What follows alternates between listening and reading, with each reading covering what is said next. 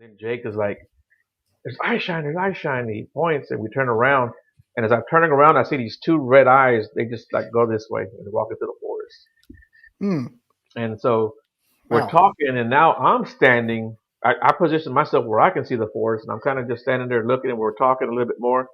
And I see those two red eye shines. This time they're at ground level. They're right at the ground level. Hmm. And I'm just looking at them, and I tell Armando and Jake, "Hey, look, there they go, there they go."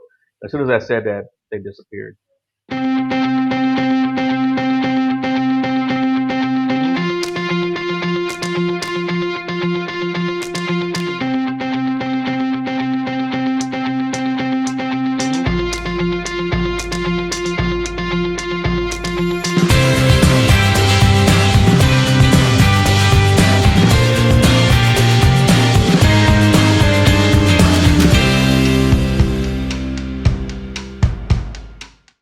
When I started this podcast, I didn't know I'd meet so many friendly people, so many people enthusiastic about this subject matter. I thought I'd be kind of considered a quack, I'm talking about Bigfoot, but it just didn't work out that way. And this is one of the many friends I met along the way.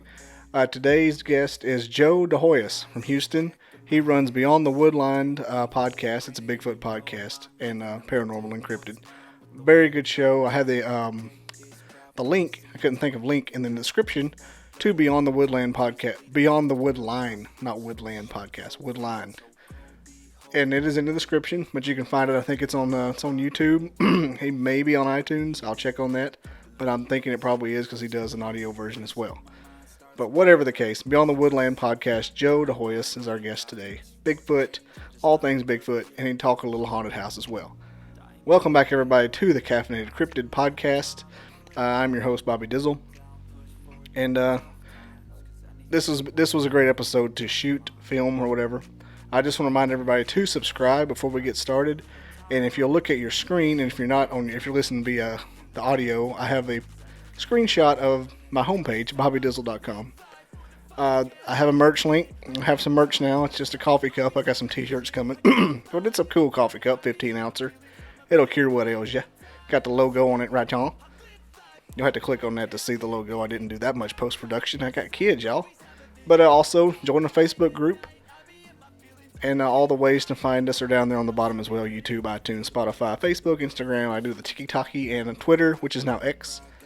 Also, links to all the past episodes are up there as well. Most importantly, merch link, bobbydizzle.com. Join our Facebook group at bobbydizzle.com as well. So without any more interruption from me, let's go to my chat with Joe Hoyos with Beyond the Woodland Pod. I keep saying Woodland. Beyond the Woodline. I gotta enunciate. Beyond the Woodline Podcast. Joe Hoyos. Thanks, Joe, for coming on. Amazing dude. You're really gonna like this episode. Thanks, everybody, and please subscribe and share.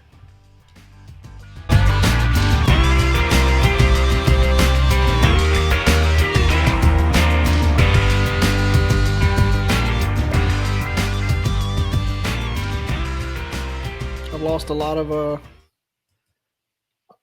lot of good footage just going live after the general witty banter. I'm like, well, that would have been precious. And so I try to go live as soon as I can after, like, of course, comm checks and stuff. Right.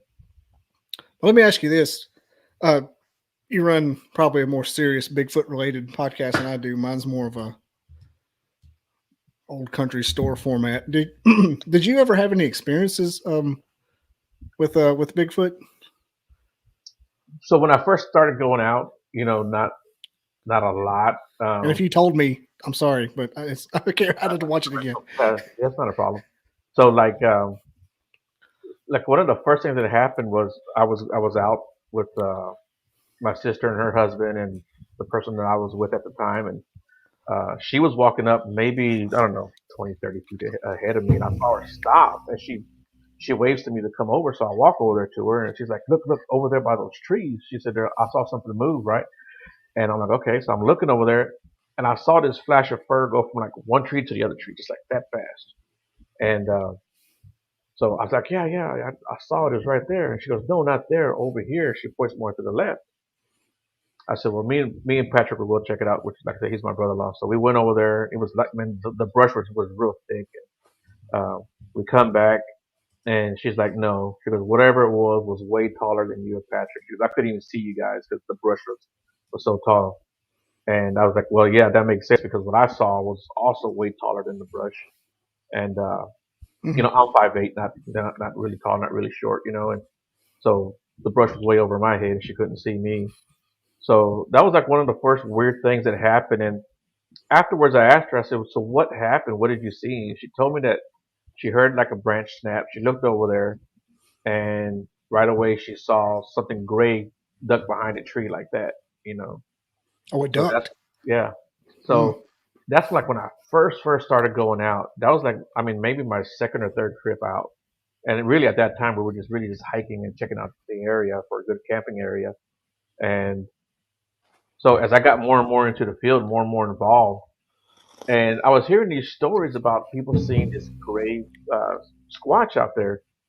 And when you know it, it was the same exact area, the same area where people were seeing this gray one. Other researchers have seen it. There's a couple of sightings that have been out there of a gray one in that same exact area. And Hmm. I've talked to at least three people that have seen a gray one out there. So that was like the first encounter, or whatever you want to call it, Hmm. sighting or experience. Um, the second one was maybe a couple years later, maybe even 3 years later, because when I started going out, that was like 2012. So like in 2015, me and my friend Armando and my friend Shane were out, and we're sitting at our campsite where we camp out. It's primitive camping. It's not like a campground, and this is well after midnight. We're just sitting around a fire talking and drinking and laughing, and we Hmm. hear something hit the side of his truck. Well, and I say the side of his truck because it sounded like it was a side shot. It didn't sound like anything fell and hit the top of his car or even fell in the bed of his truck. He had a big truck, and man, we stood up and we're like, "What the hell was that?" And so we were all armed and we grabbed our flashlights and stuff. And Armando had this huge freaking flashlight. It like lit up the whole half of the forest, And we looked around his truck. We looked on top of his truck and the bed of his truck. Didn't see anything because he was parked under the tree, but like on the very end of the tree, not like right under it. And there's a pond that was across the way, maybe a couple 100 feet. So we walked over there, and he was scanning from his right to his left. And when he got about halfway to that pond, I saw these two legs jump out of the light. These two hairy legs. Um, so that was like the second experience, or if you want to call it a sighting. I don't call it a sighting because I don't know what the hell it was. Class C, what they Yeah, call them. yeah, or maybe more of a peripheral Hmm. experience. That's probably 99% of Bigfoot sightings. Right? Yeah, Just something in the corner. What was that? yeah. And then this is maybe a year and a half ago. I was out with my friend Walter and one of his friends, and um, man, we were hearing vocals, branches snap, the brush was shaking, like something was shaking the brush, and so I go and I'm looking because there's actually two ponds right now. This is in the same area where there's just two ponds, and I'm looking at the one on the right because the moon is really high in the sky and it's really lighting up that portion of the campground, if you want to call it the campground. And so it was lighting up that portion, and I could see through the other side through this little opening. It had tall brush all the way around it, but there was like an opening you could see across the other side. And I saw something go from like that. At that time, Walter was walking to his truck. I told Walter, "Hey man, come back this way," because I just wanted to make sure because we did have lanterns in our Hmm. campground. I just wanted to make sure that it wasn't his shadow. Not that I thought a shadow could get cast that far away because this pond was maybe a good 300 feet away. And yeah, when he walked back, there was nothing that happened there. But then later on that same night, I was sitting in the chair and I'm looking on towards that area, and there's a trailhead, it's an ATV trailhead, and I'm looking, and I could see something just kind of swaying back and forth, and I kept stopping and like trying to clear my head to make sure that I wasn't seeing things. So you're out there long enough, the shadows will move on you, Hmm. and especially when you're just staring in one spot, everything kind of starts doing this number, right? And so I kept like looking away, clearing my head, looking back over there, and every time I look over there, I would see it go like that, just going back And Walter was like, "Hey man, what's going on? What's going on?" I'm like, "Nothing." He's like, "Do you see anything?" I'm like, "No, I don't see." Nothing. So the next morning, when we got up, we're making breakfast, and him and his friend were like, "What was going on with you last night? What was happening?" So I finally told him what I saw, and we went over there and looked, but there's just so much debris on the ground you can't really see anything. But yeah, that's weird. And also, I thought of another one. It was me and my son, another friend of mine named Jacob, and Armando again. We were out at that same area, and we had went driving around the forest, different locations, were hot spots. It was the first time that guy Jacob had went, and uh, Jacob at that time he was pretty popular in the field because he was really put himself out there. He had actually like a dog band encounter. It was a pretty popular encounter. Oh, Uh, really? yeah, so when we met him, we went out there and we were showing him around, and we came back to that campground. And like I said, it's not really a campground. I just call it that. That's where we camped. So we get there and we're putting all our gear up, and we're all armed. As a matter of fact, Armando, I think he had an 8K in his truck. And Mm. he's a military guy, man. He passed away. Good dude, man. And Jacob had a 45. I had a 40 and a 9mm on me, and then I had my son with me. That was before he went to the military, before he became a crazy gun nut himself. But so we're You putting made it everything sound up. like your son was a weapon. I got a Yeah, 9, I got a 40, I got my son. yeah. He's Well, on a leash. my son was bait for me at that time. So That's what it sounded like. yeah. So we're kind of Imagine. parked like in a little circle, and we're putting all our gear up. We're kind of saying our goodbyes. And I hear something hit the ground, and I figured one of the guys dropped like a flashlight, right?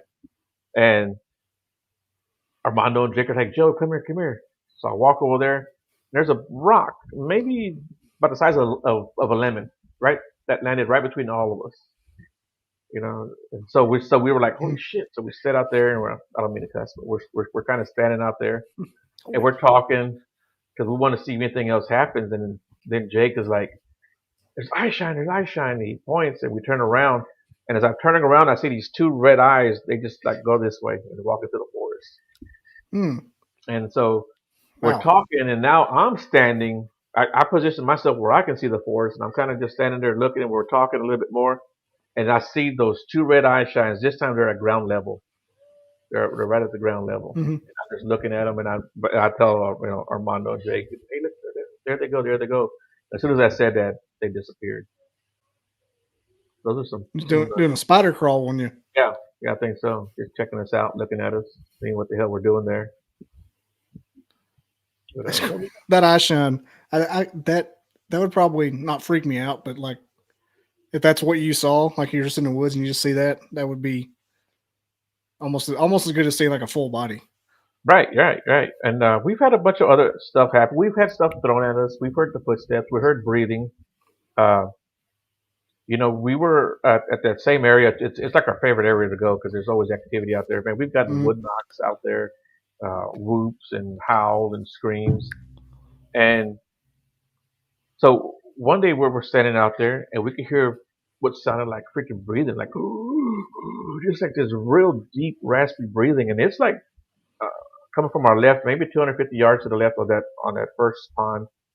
And we're like, what the hell is that? And we were like, well, if something's over there, it's got to be kind of loud because we can hear it from way over here.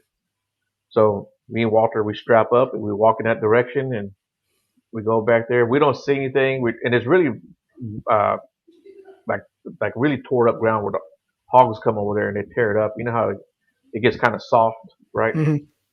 Almost like it's being tilled, right? And so we're kind of walking through there and we don't see any prints or anything. So when we come back, his friend's like, you guys were over there talking. We could hear you talking. Well, she goes, I could hear you talking. So that kind of led me to believe that we didn't just hear something, that something was truly over there, that we heard it breathing, even though it was from that far away. I guess the acoustics kind of carried it. Mm-hmm. But that And was weren't you the one that said that it's all coming back our conversation? They're running together in my mind. You said that you looked for someplace in a bowl that they can that's that. come high on you. That was you? Okay. That was Yeah, yeah, that's that very same area. Yeah, and I was telling others. Apparently you're not the only one that knows about that because I right, was asking others, you look for something and up high and they can come down on you. right. Well, they get a better look at you, and Yeah. so whether Gives they're them going the instant advantage. right. And I got that from Armando. Armando, because he spent most of his career, that's what he did. He spent man over 20 years in the military, and this dude was like a real life freaking Rambo. And when we would go out somewhere, uh, man, he would scout that area perfect. He'd be like, if I was setting up for ambush, this is what I would do. So we just follow his lead as far as that goes. And of course, we were allowing ourselves to be in the ambush zone, I guess you could say Mm-hmm. that. And yeah, and everything was perfect. There, they had the ponds there that put something between us, so it wasn't like we are gonna be able to run through a pond. We had to run our asses all the way around the pond if we needed to get there. So it was a good strategic location for them anyway. Yeah, making yourself bait down there. Yeah, yeah, That's not the first time I've heard people say that they had like they had like military like tactics. right. Yeah, and I've heard that too. I've heard that several times, from people. Um, like my friend Walter, who had a real crazy encounter. He was like, these things were, had us in a triangle. Wow. They weren't just circling us; they had us, in a triangle. And I had another guy tell me the same thing.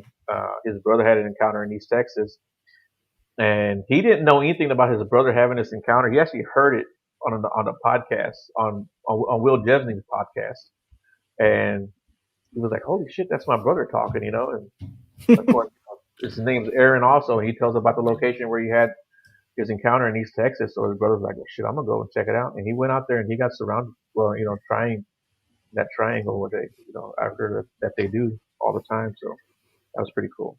I guess it's It'd cool, be a heck of a way to find out about something like that. right? Yeah, Like, yo, did I hear you on the Sasquatch say you saw an encounter? right. Yeah, yeah. That's what it was. And then he told his, Aaron winds up telling his brother because he didn't. A lot of people don't want to talk to other people. Yeah. Get made fun of, and you know.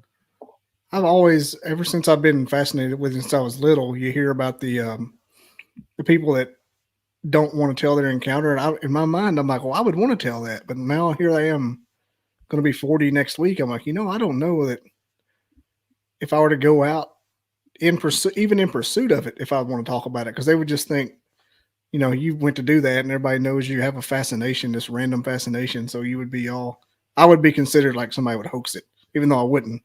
Right. Like, oh, you saw a coyote. Right there, yeah. Oh, you saw a bear. Yeah, that's what no one would believe me. If I saw one, no one would believe me. Maybe that I put the energy out to the Bigfoot and they would know, just give me a full frontal and no one's going to believe me anyway. Right, yeah. Come sit down with me at the campfire. We'll have some s'mores. But, yeah, I was like that. Well, I wouldn't say I was like that, but I didn't really like put myself out there and, tell everybody what I was interested in or what Yeah. what I wanted to do or what I was doing. And I just kind of just did my own thing, and I would post on Facebook, and the more and more I would post, people started coming to me, and family members, and friends, and they're like, "Hey, this happened to me. I saw this in the forest, or I know somebody who saw something." Mm-hmm. And so I don't mind, dude. I'm out there now, right? Yeah, everybody knows what I do. it's amazing. No one's ever really closed off anymore to the Right. whole. Even I keep as far as I got UFO guys and tons of paranormal researchers and everybody, even my family's like, yeah, what happened there? And they're like, I'm generally interested. Mm-hmm. And I think when I was 10 or 11, 15 years old, they were like, oh, there's no such thing. What are you talking about? Right. Now it's like a foregone conclusion. It's not even fun anymore. They ruined it. Right. Yeah. Yeah. But I like when I have friends of mine who will tell me, "Hey, I got this, this friend at work or whoever, they want to talk to you. They had this encounter, and I told them about you." And I'm like, "Man, give them my number. I'll talk to them." So that's always a cool thing. I'm like, hell yeah, all day. Yeah. I've had Don't people get me stop. started. Yeah, I was getting in my truck one day, and a guy walking down the street because I got stickers on the back of my truck, and he's like, "Hey, you believe in Bigfoot?" And I'm like, "Yeah." He goes, "Yeah." He goes, "My friend's sister saw one, and he started telling me the story. I can't remember what story it was now, but he was telling me that she had saw one, and I told him, "Man, here's my number. Tell her to give me a call. I can talk to her." Did you ever call? No, she never called. Let me hold $5. I'll tell you the story. Right? Yeah. Some people are So like that. I've had people tell me, "I'm gonna tell you the story one time and that's it," and they tell me the story one time and then they'll never return a phone call or a text or an email. You know. nope. I get a lot of when I reach out for podcast guests, they'll tell me the story but never come on. I'm like, well, Yeah. I guess that's a feather in my cap. You kind of wasted about an hour and a half, but Yeah. I Shoot, guess man, I know something else. dude, I love talking about this stuff. I was talking to a guy yesterday about paranormal stuff, and he'll never Hmm. come on the show, but I'm okay with that. I think we talked about 45 minutes. Hmm. Once Yeah. they get going, they realize you're not gonna make fun of them. They don't stop. Yep. It's like pressure. Pressure gets built up with that kind of stuff, especially people in haunted houses that grow up in them. Right. Yeah. Which, They got yeah. hours of it. Yeah. Like, I didn't grow up in a haunted house, but I lived in a house for like 5 years that was Hmm. haunted, and that was a pretty crazy, that was a pretty crazy place too. Yeah. I mean, was you said what was it? Was it like obnoxiously haunted? Like would they bother you, or would you just hear stuff? I wouldn't say it was like obnoxious, but I think it was more hey, we're here kind of thing. Hmm.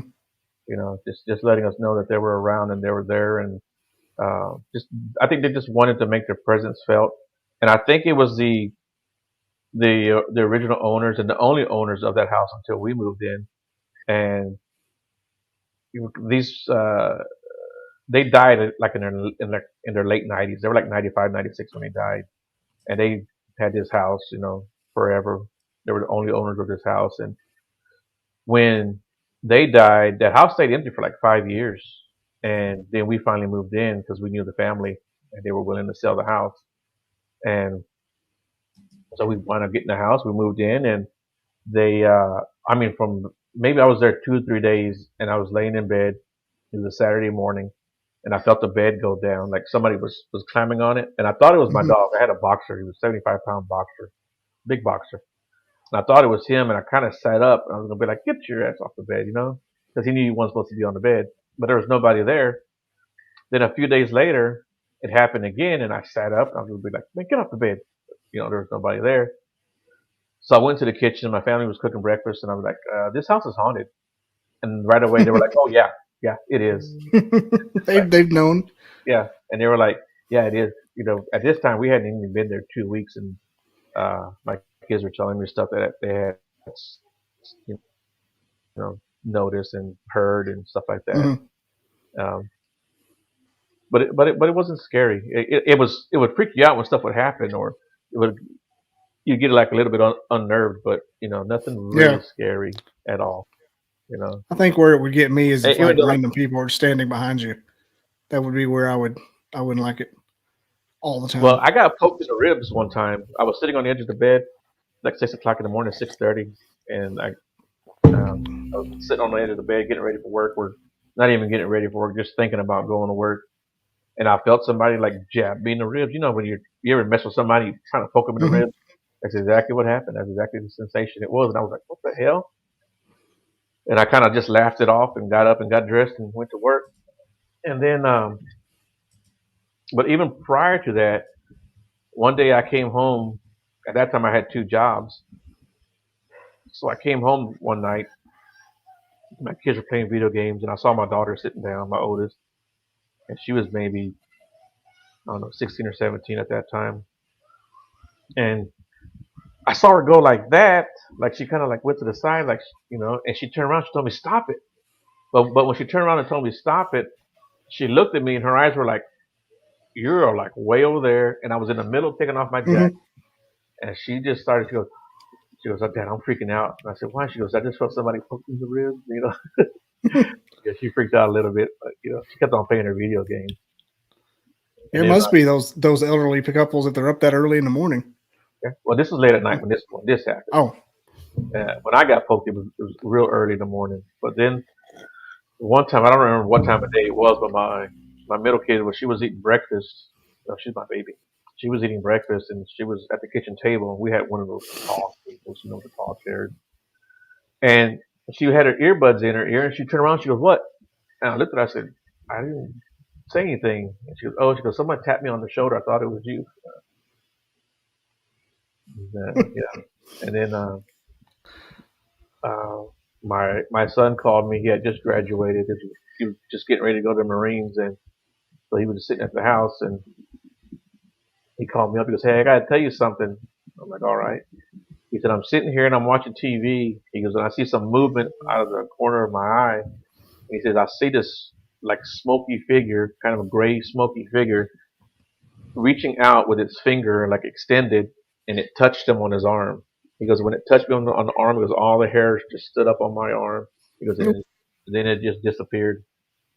Did that get worse? Like the whole time you were there, like the first little mash down, just get like No, escalated not the whole really. time. Like I said, there was always something going on, but nothing was what I would call getting worse or anything like that. My daughter, my oldest, she came out of her room one night. She's like, "Dad, I was on my phone and I see this black like figure in the corner, and it moved to Oh, the other okay. side." You know, she was and it moved to the other side. So she got, she was like kind of like, "Dude, it's freaking me out, right?" So we're Hmm. sitting there, we're talking, and at this time I just gotten into doing my Bigfoot stuff. So I told my son, "Say, go to my closet and grab my recorder. We're gonna do an EVP session, right?" So I'm still there. Me and my daughter, we're kind of talking about everything, and I see my son coming, and he's like white as a ghost, man. He's like, "Dad, you got to hear this." He goes, "Look," and he hits play, and you hear his voice say, "Is there anybody here with us?" And you hear a response say, "Yeah," just like that. Yeah. Yeah, and that was kind of a freaky moment. And like I said, dude, it was freaky. It really was. And I'm not gonna lie, it made my heart skip a beat.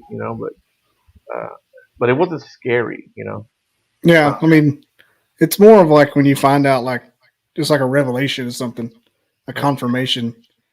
right. And then we had some remodeling that we were doing on the main hallway and the master bath, and my cousins were going to do it. There's like five or six of my cousins. Us Mexicans, we always got our relatives doing our work for us, right? So Got plenty of beer. yeah, penny a beer. What do you want for it? Give me a case and a half. So they came on. It was a Wednesday night. They came on Wednesday night, and he's kind of game planning. He's okay. Tomorrow we're going to come in. This is what we're going to do. We're going to do all this, whatever. And as he's talking, he keeps looking down at his arm. And when he's looking at his arm, me and my family, we're kind of like looking at each other, like, okay, something's going on with Manuel, right? Something's going on. Well, he starts looking at my other cousin that's standing next to him, but he's still standing, 4 or 5 feet away from him. He's like, "What are you doing to me?" And my other cousin's like, "What? What are you talking about?" He goes, "Dude, I feel like someone's grabbing my arm." And he's still talking, and he looks down, and he looks at my cousin again. He's like, "What are you doing?" My other cousin's like, "Dude, I'm not touching you. I'm over here." You know. So then Manuel goes to the corner of the kitchen. He's standing in the corner where you can see everyone, and he's talking, and he stops and he looks down at his arm. He goes, "Man," "it feels like someone's squeezing my arm." And he walks across the kitchen to me, and he grabs my arm. He grabs my arm. He like squeezes the hell out of it. He's like, "Dude, this is what it feels like," you know.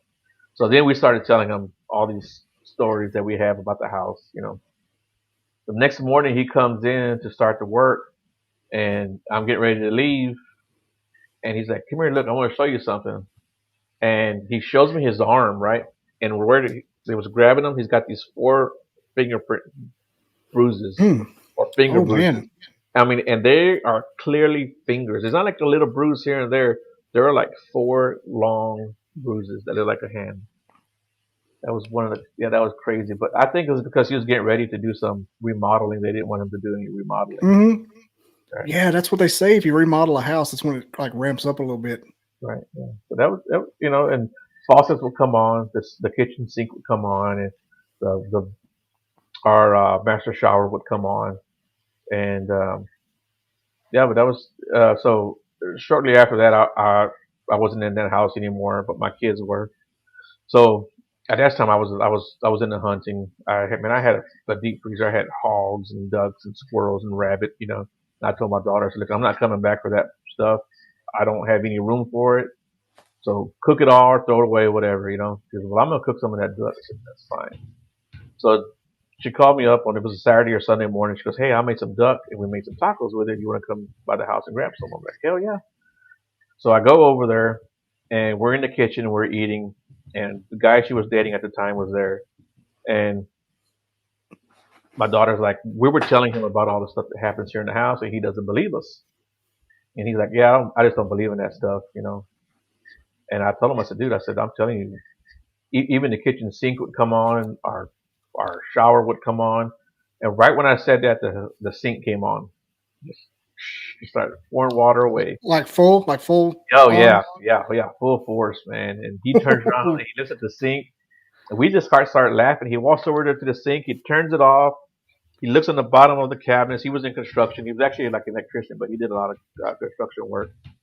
And he's looking behind the sink, under the sink, trying to figure out what the hell is going on, you know. And I don't know if that made him a believer or at least a little bit more, but he was definitely shook after that, you know. But it's pretty cool Now, stuff. I hate to say it, but the most interesting part of that was the duck tacos. Like, how did that Yeah. go? Oh, those are great. Those are great, man. Because I know the duck texture. I bet that'd go good with the cilantro. Yeah. We had some kind of some kind of salsa that she had. I don't know what Mm-hmm. it was. Yeah, it was really good. It was really great, man. What's funny is in the Outer Banks, there's a town called Duck, Hmm. and they have Duck Donuts that makes Krispy Kreme look like dumpster trash. Oh, really? Yeah, and like fuck Krispy Kreme when it comes to Duck Donuts. It's Hmm. insane. But there's also a Duck Tacos. Hmm. They just have regular tacos. Okay. You said that, I thought of that. Well, Duck Tacos. I've seen that sign before in the Outer Banks. Okay. Mm-hmm. So if you ever get on the Atlantic coast, South Carolina, North Carolina, Duck Donuts, man. I mean, there's it's insane. Mhm. It's almost like the In and Out version of donuts, even though I've never had In and Out. Yeah. I had it one time. I wasn't impressed. Yeah. Well, you're in Texas. Never mind. Yeah. You got the Whataburger. We got those here now. Oh, do you? Okay. There's one like a mile and a half from my house. Yeah. There's like 4 in Huntsville now, but Oh, there's really? one. There's one way down on this other end of town, like over the mountain, through the woods and whatnot, Mhm. and it's terrible. The one Really? right beside here, 2 miles down the road, it is like I was like, this is a different restaurant. Yeah. It's not the same. Yeah. There's like two Whataburgers here in my area, in my neighborhood, and we only go to one because the other one's not the same. It's I don't know. I don't know if they're on crack or Maybe I need mean to that be. end of town. Yeah, that end of town's like you would think there'd be less talent on this end because we're like at the edge of the Huntsville. It's starting to grow out. It's still farmed just a little bit, so they think the talent pool would be better in sort of the more established where all the Right. astronauts used to live, part of Huntsville Okay. back in the day. Right. Warner von Braun and that. I love those breakfast burritos. Yeah. Oh, yeah. They're good. Oh man, go nuts. We got some Filipino hot sauce that's custom made single batch from the Philippines. Hmm. And on those things, my God, they got ghost pepper in them. Oh, jeez. It's not that hot. You know, it's like the essence of ghost pepper. Okay. You know, but man, I hot sauce is like my jam. Yeah. Coffee and hot sauce is it. I don't mind hot sauce as long as it's good. People, I think, Yeah. go for heat, and to me, it's like you ruin everything with heat. You know. It can't be for the sake of being hot. Yeah. Yeah. It's It, if it's it, hot and tastes like ass, yeah. Yeah. Just eat it like that. You're ruining the food. You know. I'd rather have something that's not hot hardly at all. Just like Yeah. less than Tabasco and be really good Right. and scorching and just taste like cooking oil and like burnt roux or something like that. Battery acid or something. You know. Yeah. You ever watch Hot Ones with Yeah. the and they have the bomb Hmm. and everybody hates it. So I Yeah. think I'm like, why does this even exist? Yeah. Who's eating this Yeah. No crap? one ever says It's that it tastes awful. good. Yeah. Everyone's like, it tastes nasty. You know, it's kind of a sin to hot sauce. Yeah. I got a guy here who's has his own blend, but he hasn't made it in like 4 years. He's selling it like single batch under the table. And I'm like, I will give you $1,000 for that recipe. Man, I had this neighbor. She would make it, and it was like fire hot. It was good, but it was crazy. So like the first time I had it, I had a Dorito and I just like dipped the very tip of the corner in it and ate it like that. Man, my mouth burned for 2 hours. And her husband would just pour that shit on everything, you know. Man, I can't do that. If it's too hot, it's kind of makes me think. on that same subject of different foods, we were talking to a couple different people about gift the Sasquatch and the gifting rock. Right. And I'm like, well, I wonder if you got them addicted to a certain food, if you could, kind of bring them out more. Like right now, they eat woodland creatures, and I'm assuming gardens, crops. I wonder if Right. you got them addicted to like Domino's thin crust. Mhm. Started our Krispy Kreme, just Right. leave it on a rock. I'm like, yo, we got any more of those Krispy Kremes? Mhm. Like, well, maybe for a picture, if you'll do a mugshot dance. Yeah. Yeah. I don't know about all that gifting. I don't. Yeah, I don't think I would do it. Yeah. Well, I don't even know if it's true. No one's got any kind of proof that you know that they come No. along. Because other animals will bring stuff to you. Not you know Mm-hmm. And other raccoon. animals will eat the stuff you leave out there too. No one Yeah. ever Yeah. It's kind of a like that. strange. I left that out there and it was gone. Well, I bet it was. Yeah. I'm sure it was. Yeah. Yeah. I mean, how do you think the fur trapping industry works? Yeah. Exactly. Yeah. Yeah. Some guy said I put candy on a rock and it wasn't there the next time I went out. Well, no, it's Mm. it's not going to be. Yes. I sprinkled corn all over the yard the other day, and it was all gone the next morning. Sasquatch. Yeah. Yeah. He left a deer. Yeah. Sasquatch came and left a deer. Yeah. I've been getting since those kind of people. I've been getting really frustrated lately at the blob squatches I've seen on Facebook. Dude, I'm like, I've had enough of it. I'm just I done. don't know what to do about And it. so here's my whole take on that. If you take a picture, Bob, and you show it to me, you say, Joe, this, there was a Bigfoot here, right? And I'm looking Mhm. at it, and I see a blob. I'm going to tell you, I'm I'm sure you saw a Bigfoot, right? But this picture doesn't represent that. This picture does not have a Bigfoot in it. Yes, yeah, and there's nothing in this picture that shows me a Bigfoot. Please don't post it. And then you post it, and everybody's gonna call you out, make fun of you. Then you're gonna be mad, right? So I'm not saying that people aren't seeing these creatures because I believe that they are being seen. I just don't Mhm. believe that every time they post a picture, there's a Bigfoot in it. I think And it's then a and then lot. not just that, but then you have the people who comment, "Hey, great job! Thanks for So sharing." clear, And so clear. this is the best picture I ever saw, and I can see four more standing there behind it, and there's a baby one on his back, and it's And a dog carrying. man. Yeah, and there's a dog man behind It's a dog him. man in the tree. Yeah, there's a unicorn standing right there, and there's a leprechaun, and they got circles. There was someone who posted one the other day, and I swear they had 7 circles in a 4 foot section, you know. And I'm like, okay, aren't these things supposed to be 4 feet wide? How are they standing next? Their heads are right next to each other. It's just, and Mm. then, like I said, the people are just like amazed at these pictures, and I'm like, dude, I'm like, I'm done with that stuff. What's bad is the people I really, really liked having on my show. Sometimes What's that? it's people that I really liked having on my show that post it, and I'm like, I really, really, and I think it goes along with the Todd Standing principle. And I Mm, don't know, and somebody else had another principle for it, but the people that I see do it aren't malicious. They're just like really, really wishful. right. But Yeah. like you Hoping. have one good experience, and then you crave that high, and so every time you take a picture, it's in there. Right. Right. Well, because you're gonna have other people support you. They're supporting your delusion, and they shouldn't be doing that. But of course, Just like they must be delusional themselves, I guess. I think they're just really everybody's just really positive, like to a fault sometimes. Yeah, maybe they don't want to hurt their feelings, but Like we don't say negative things about people's pictures here because it's not proven. I'm like, well, that's not a Bigfoot. yeah, It's not. It's a tree. You it's a took a tree. picture of a tree. Yeah, you took a picture of a blurry tree and blew it up even more blurry. So Oh, and just blowing it up out of proportion to where like we're looking at a pixel that you think is an entire animal. yeah, and what people don't understand is that your phones, they have an algorithm in it to make faces because they're trying to track a face. Hmm. So your phone is going to create uh, a face when you zoom in on something, and people don't realize that. And they're just not made for that stuff. Right? Yeah, yeah, they're They're, not.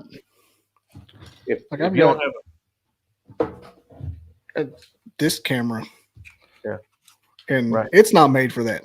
right, It's right. It's I wouldn't trust anything coming out of here. Yeah, and the best thing you need is really film. If you got Mm-hmm. film, like 35 millimeter, that's what you need. Just look at Patterson Gimlin footage. Yeah, If it's real, you're not allowed to question that anymore either. right. Yeah, and of course you had those that came out saying that it was all fake and that not only was it fake, but you had the other ones that said that it was like a massacre, that they killed all these groups of Bigfoot out there. Mm-hmm. And I'm like, okay, there were two guys out there, Patterson and Gimlin. How has anybody else got the nerve to come out and say that something happened there? That they killed all these people, these other squatches out there, and then that there was blood on the ground, and you know, Well, yeah, yeah. There was a famous researcher, if you want to call him that. He was put filters on the pictures, and he said that was blood. I'm like, well, yeah, you put a filter on it, of course it's gonna change colors, you I know. haven't seen that one yet. Yeah, I don't like talking about that guy. Yeah, I probably seen it come through. Yeah, I'll tell you who it is, but afterwards. But yeah, I mean, if I put a purple filter on it, does that mean everything was purple out there? Teletubbies. Yeah, Grimace was out there too. Oh yeah, I had the Grimace shake. Had the Grimace shake. He spilled his Grimace shake out there. Happy birthday, Grimace. Yeah. Yeah, I've been getting really, really irritated lately about it because I've been trying to actually decide which way I'm going to go with the show, and I know which way I want to go, but then I run into the guys who are uber serious that claim to be experts, and you're not allowed to Right. have a different opinion. And I don't want to be that. Yeah. Yo, I no, want to I'm. be I want to be the morning show of this. Mhm. Yeah. And I don't mean to ramble on, but when I get ramped up with that stuff, it gets I know. disgusting. I was trying to get you mad about it. Yeah. Get pissed off. I start dropping all the names of the people I think are full of shit. Well, they do it on some other shows I watch. It's like, well, he doesn't know anything. Like, nobody knows anything about this stuff. Yeah. It's a fun subject. It's basically Star Wars that might be real. That's all we're talking about. Right. And so and that's like me. Like I don't tell anybody what they saw or what they didn't see, and my opinions doesn't mean that it has to change anyone else's mind, or I'm not going to force my opinion down anyone's throat, or have my opinion, which really that's all it is, and I'm telling you that it's a fact, because you have all these different camps, whether they're flesh and blood, Mm-hmm. not flesh and blood. Are they jumping through portals? Are they from different planets? Are they interdimensional? Each one of these camps are like uh, you have those that are in just like embedded in their belief, and you have to believe that. And I just don't think it's right. I'll listen to everyone's story. I'll listen to everyone's argument and everyone's opinion. That's all it really is. I'll form my own opinion. Well, the Flesh and Blood camp's pretty passionate about it, though. Yeah. Well, I'm a flesh 100%. and blood believer, but I do believe that there are other things out there, you know, uh, that aren't from this realm or Yeah, dimension or whatever you want to call it. I Or think they're maybe. definitely even if they're not Flesh and Blood all the time, they're Flesh and Blood when they're here. Like what you're seeing is a thing. Mhm, right. Well, I that's don't not know. good. So that's not a good opinion, Bobby. So I know yeah, it's based on pure anecdotal evidence yeah, only. During yeah, COVID, that would have got me canceled. yeah. It's something I like have you never I know. have nothing to base any of this on. I don't even know. Like I'm pretty outdoorsy, but like I never even considered maybe. I tell you what I like about the woo part of it is it makes it possible for me Mhm, because just a hidden gorilla is hard for me to it's hard for me to get behind. Even if they do go in the caves, now that'd be pretty cool. right. To be honest, I'm if it did turn out to be that, I would be like hell yes, the caves. I told you people the whole damn time the caves, and Yeah, I don't know if that's like their only form of I don't know what you want to call it, cover, caves. But I think they're probably the best at disguising themselves. I think they probably see us a lot more than we see them. You know, yeah, and I'm sure you've heard hunters talk about this deer came out of nowhere. And I was standing right there, and I they looked up. do. They There's a freaking deer. do, man. Unless these deer have these magical powers also. Yeah. I tell you what, have you ever gone squirrel hunting? Mm-hmm. Dude, I've seen squirrels wrap around trees, and I'm like, where did this little sucker go?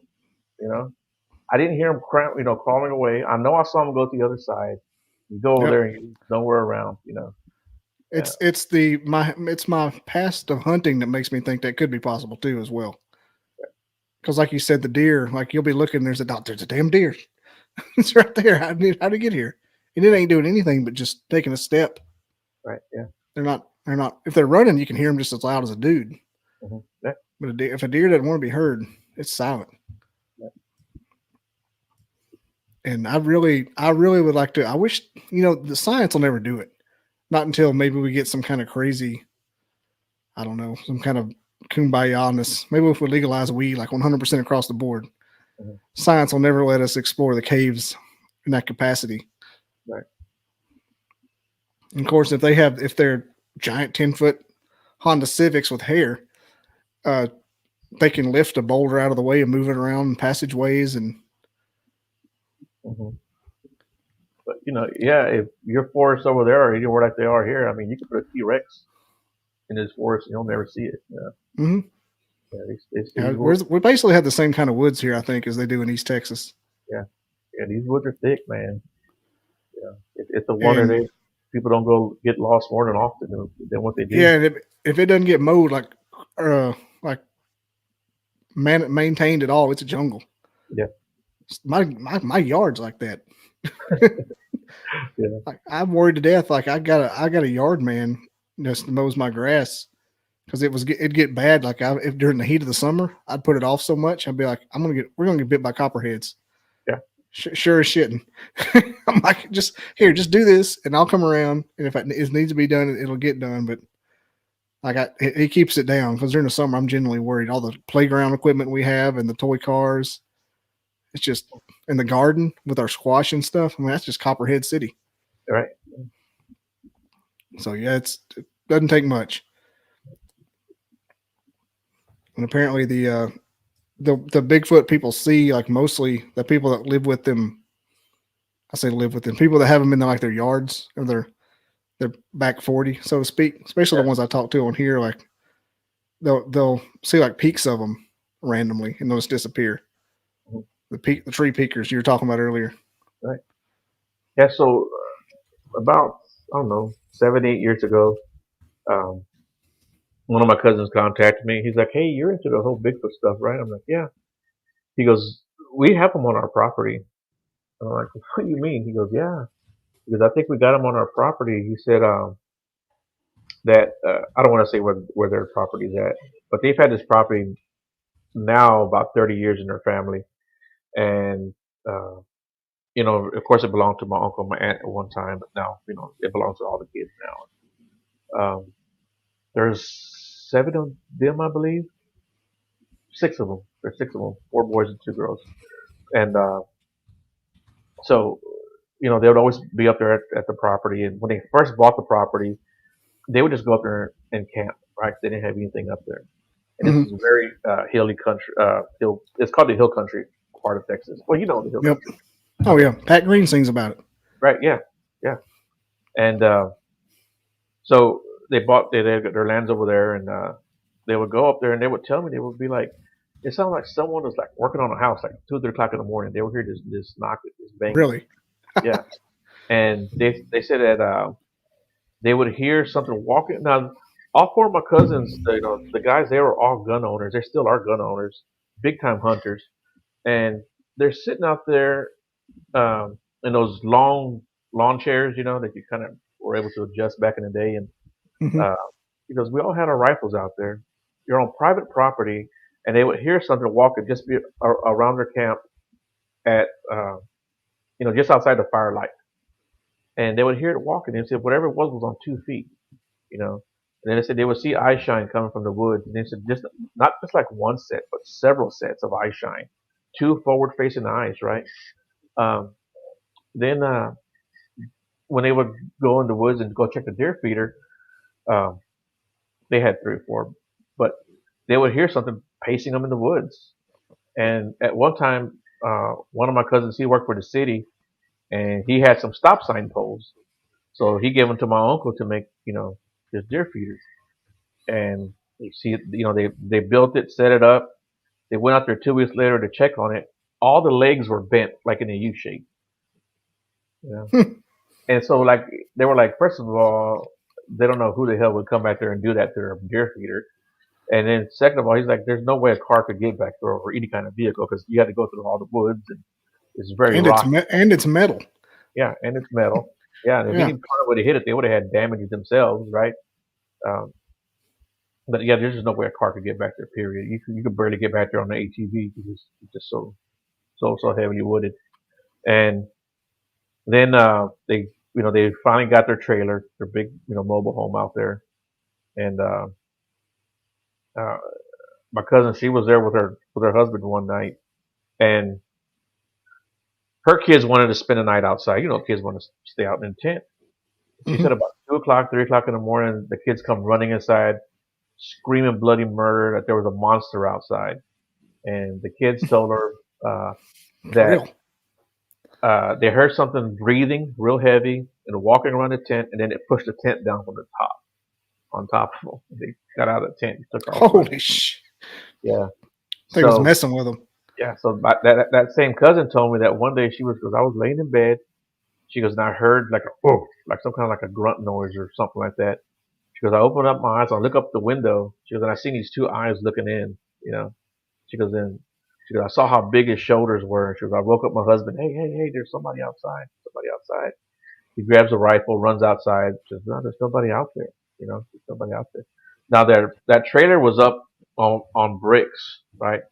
Because they had to Hmm. level it. So it was up on bricks, and I asked her, I said, could you see from outside? She goes, no. She goes, if I stood out there, she goes, my head wouldn't even come to the windowsill. Now she's only 5'1", and I said, well, how high did his head come? She goes, his head came all the way to the top. She goes, this thing would have to be close to 8 feet tall, you know.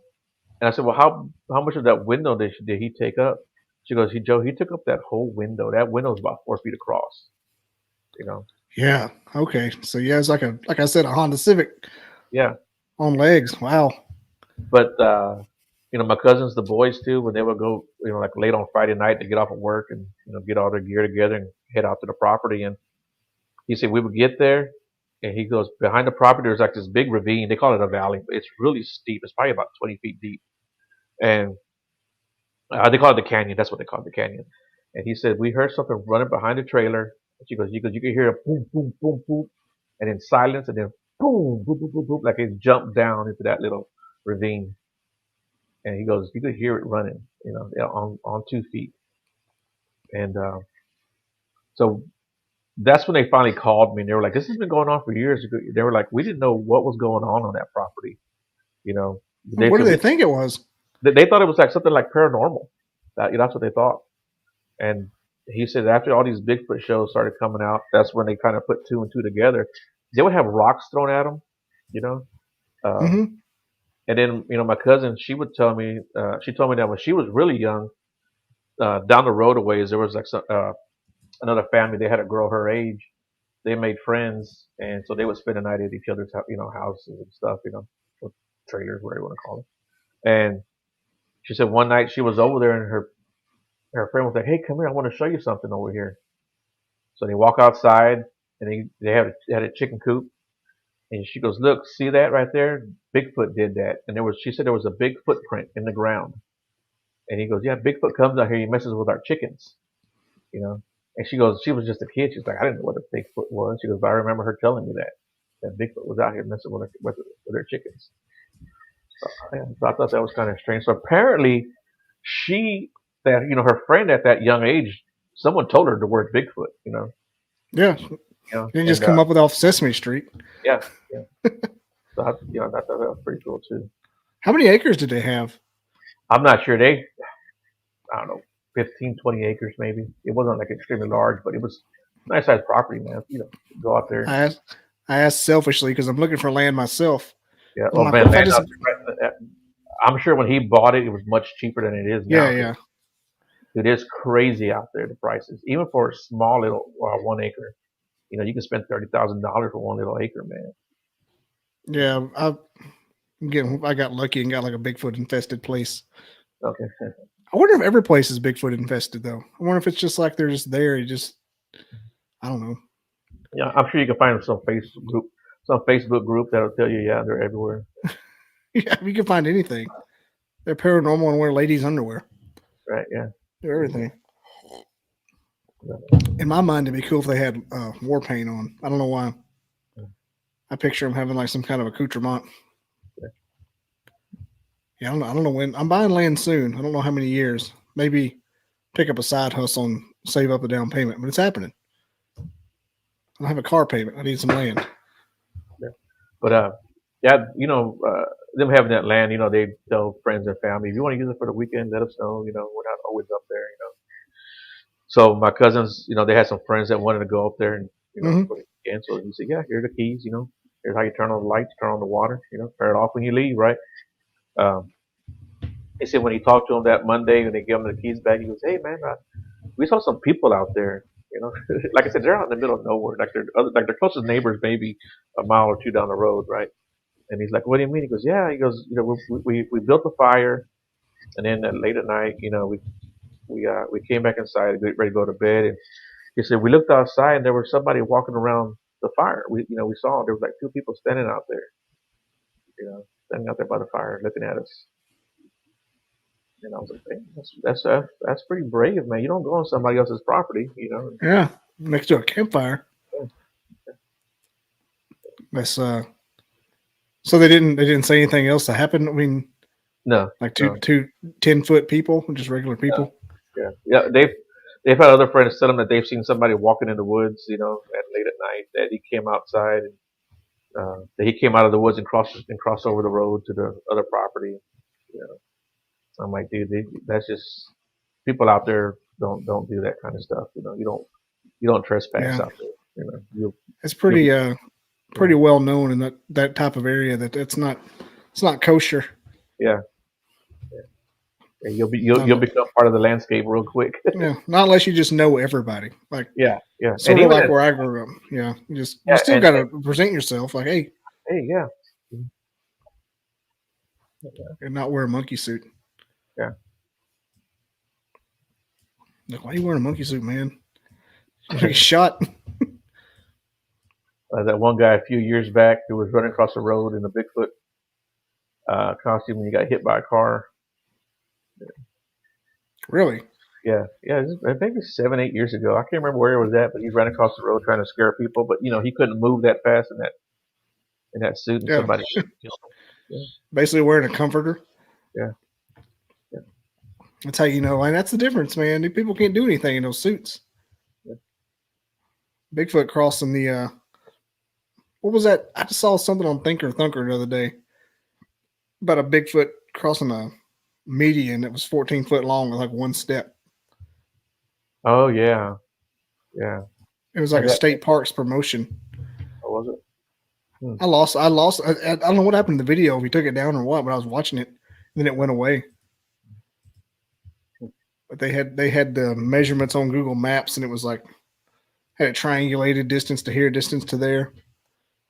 Apparently it was like 14 foot and it just took 2 steps across it. It's crazy. I get in those rabbit holes and I get mad about it because it eventually leads to blobbage. Right. It always does. They can't resist it. And it's like here it is. I saw this that one time. I got sent a game camera picture from somebody who actually has good evidence otherwise. I've probably told you this before. And one of them was a deer. And like, that's a deer, man. There's no... I was going back over our conversation while you were talking. I think we've talked about a lot of this before. Or some of it. Not all of it, but I forgot you'd sent me a bunch of footprint pictures. Yeah. Like they was in the sand. Oh, where'd they go? Yeah, one of the coolest prints that I got that I've seen. I should have taken a picture of it, but I didn't. It was a 3 foot. I mean, a 3-inch track, like a little baby track. Mm-hmm. I found it in the sand, in that same creek that I I sent you the photo with the Gatorade bottle next to it. Yeah, okay. It was that same creek, and so like, and that's why I always go to that same creek when I go out there. I go to that same creek, see if I can find anything there. And after a while, I found that who lets a little baby walk around in the forest barefooted, right? And so I told one of my other friends about it, and he was like, "Where did you find that print?" And I told him I found it about 2 weeks ago. He's like, "Dude," because that's right about the time I found my print. Yeah, he also found a 3-inch print too. I thought that was pretty cool. But he found his. I don't know, it may have been. It's still really close, I guess, 200-300 yards from where I found mine. You see, I guess this all looks like it's from the same creek. The one with the Gatorade bottle, that's a completely different area. The other prints that I've showed you, that's all one area in itself. So there's 2 different areas, but that one with all those prints, that's all one area, and you can tell they're all different sizes and shapes. And yeah, because you said you thought the top of that was Knuckles. Right. Yeah. The one with the Gatorade bottle. Yeah. I want to share this for future people who are watching this. It's pretty neat. For those that don't know, I was on Joe's show a couple weeks ago, so we're like rehashing like 2 old men remembering things in a nursing home. Yeah, so like right at the top of there, one of my other friends, Brian, actually pointed it out because I was like, I think he came out and maybe like another one came out and he stepped over that one's print. He got to looking at it. He goes, "Dude, that looks like Knuckles, you know?" And then like, you know what? It sure does, and it could be a possibility because right behind it is a bunch of brush. So maybe he came out of the brush on all fours, stepped into that creek, stood up, Yeah, I would really like to see. Well, that may be it. Maybe the same kind of track, but like a track where they did the spider crawl. Right. Yeah. Like everybody that does the camp out to see them gets at least vicariously experience a spider crawl from the eye shine, or they hear them on all fours around them. You hear the crunching around the campsite, and then you hear them. They go away. And you look down, the eye shines on the ground, like you were saying. Right. I bet I've heard that story half a dozen times doing this show. Not from you. Right. And the the mimicking. Right. I used to think the mimicking was a load of crap. Did you ever hear the owl that my friend Kimbo got? Did I send you that the owl vocal? You sent me. You may have, because I've got more than one owl vocal. Yeah. Yeah. So, like from where I sent you that picture with the Gatorade bottle, where Kimbo got that owl, and where we usually go camping. I mean, that's all within, I don't know, 3-4 miles, no more than 5 miles within each other. So that whole area of the Sam Houston is really, really hot. Really hot area. And the owl thing. Was it you that were saying that they don't do the trill at the end? No, but that's something I never noticed before until somebody said it. How they the owls go, whoo, right, and they kind of coo at the end, but the Bigfoot go, whoo, whoo, whoo. Here it is. Oh, that's your Oh, that's your EVP. Okay. Yeah. Hang on. What's this? No, that was that guy. No. Here we go. This is very interesting TV, I know. Oh, there it is. Yeah. Woo.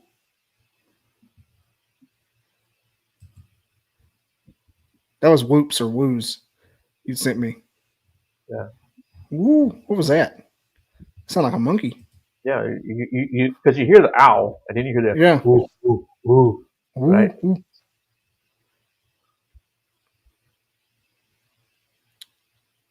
Have you ever heard the wood knocks and the owls? Oh yeah. I didn't send you my wood knocks. I think I'm listening to it now, honestly. Okay. Yeah, it's called. I'm not reading the captions. I'm just looking at the files. Oh, okay. Yeah. The knocks were not at us. Yeah, that's what you said. The Knox were us.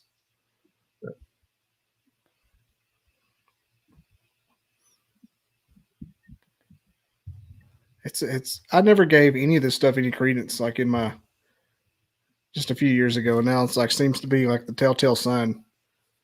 So like one thing that I've done that I tell people they probably shouldn't do, but I'm going to tell you what I did, and any of your listeners can do what they want with that information, but I don't Yeah, recommend anyone doing it. I took a dog whistle out there, you know, and really. we're on this road, and this particular area also is a very active. This is even further out than where we usually go.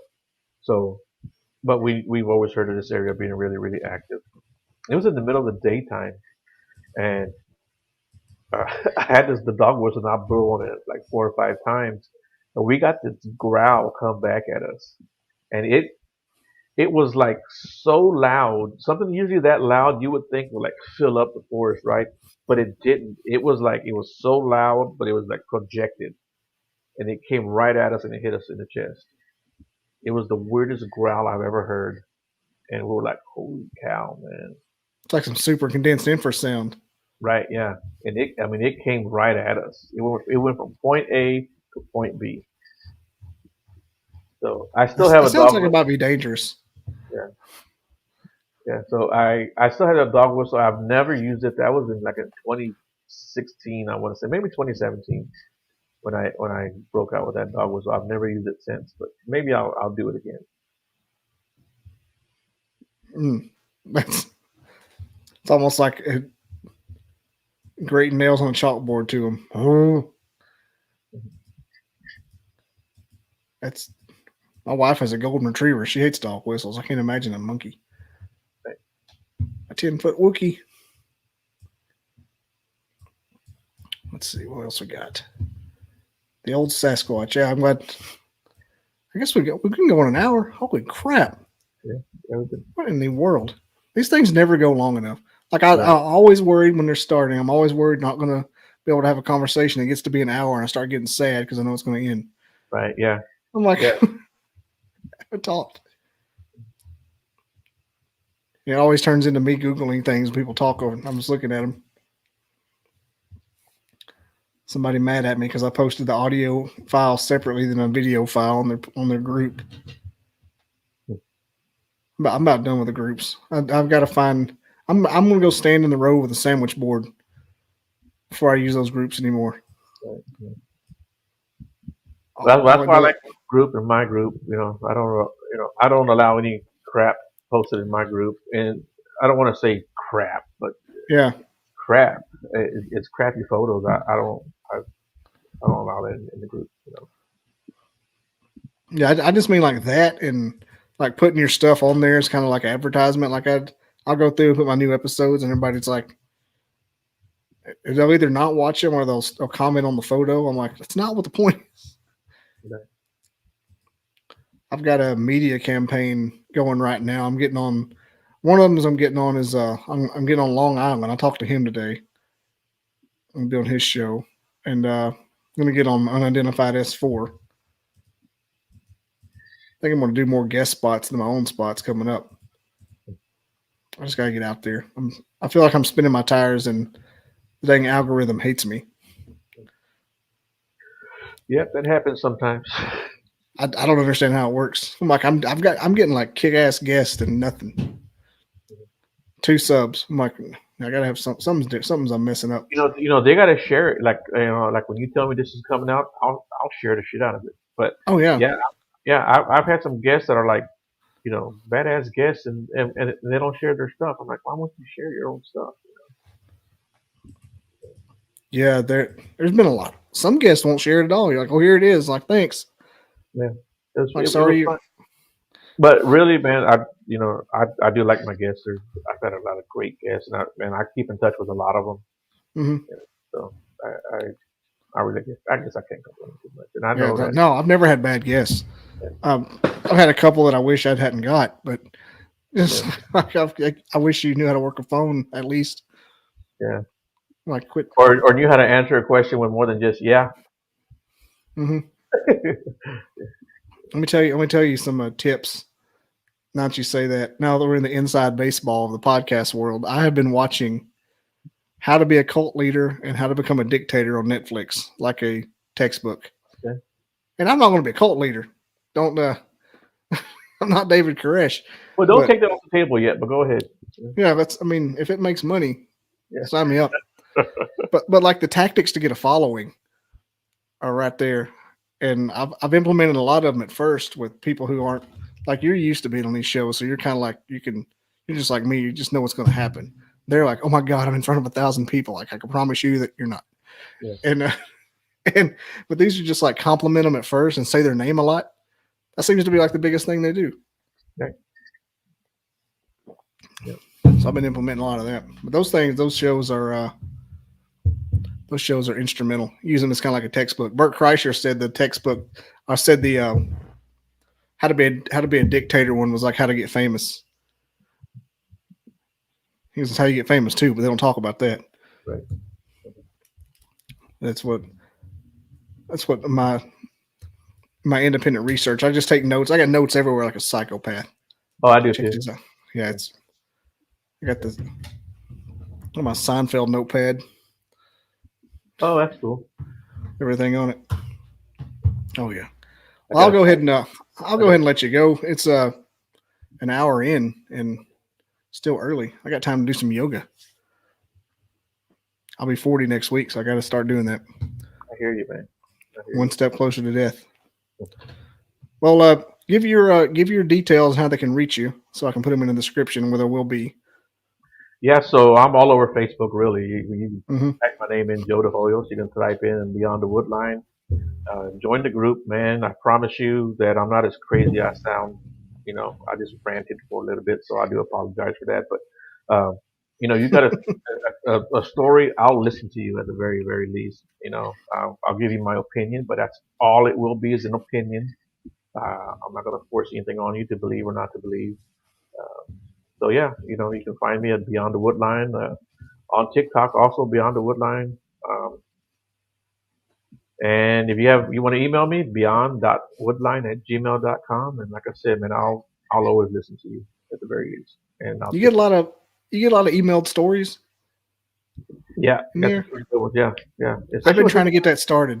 Yeah. You just got to promote it, man. Promote it.